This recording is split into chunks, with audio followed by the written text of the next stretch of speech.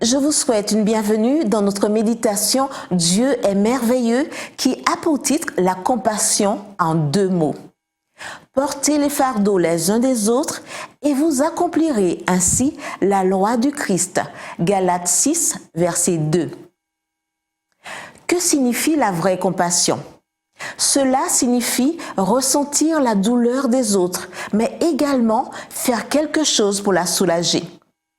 Nous trouvons un bon exemple de la vraie compassion dans une expérience vécue par le célèbre auteur Tony Campolo. Il raconte qu'un jour, il était dans son bureau quand sa mère l'informa de la mort d'une amie de la famille, Madame Kilpatrick. Quand Tony était enfant, cette dame lui donnait beaucoup d'affection et l'emmenait au musée et au concert. Donc, Tony se rendit à ses funérailles. Mais à sa grande surprise, il n'y avait qu'une vieille dame dans la pièce. Il s'approcha du cercueil et jeta un coup d'œil sur le corps. C'était celui d'un homme. Il était certainement au mauvais enterrement. Il s'en allait quand la vieille femme le prit par le bras et, le visage marqué par la douleur, lui dit « C'était votre ami, n'est-ce pas ?» Tony comprit immédiatement qu'il s'était mis dans une situation délicate. Lui dirait-il qu'il était là par accident? Ou lui mentirait-il pour qu'elle ne pense pas que son mari était mort sans ami? Tony choisit la dernière option. « Votre mari était un homme bon, lui dit-il. » Ce jour-là, il accompagna la vieille dame pendant tout le service funèbre. Il alla avec elle au cimetière et revint avec elle à la maison funéraire. Mais ne pouvant plus cacher la vérité, il lui dit qu'il voulait être son ami. Mais pour l'être, il devait lui dire la vérité. « Je ne connaissais pas votre mari.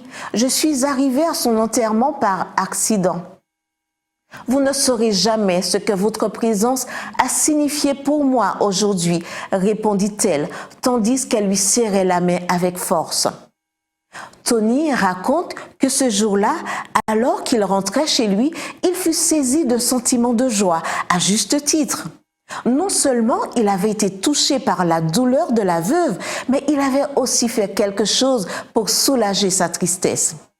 Alors, notre texte d'aujourd'hui lui vint à l'esprit. Portez les fardeaux les uns des autres et vous accomplirez ainsi la loi du Christ. Près de vous et de moi, il y a des gens qui souffrent.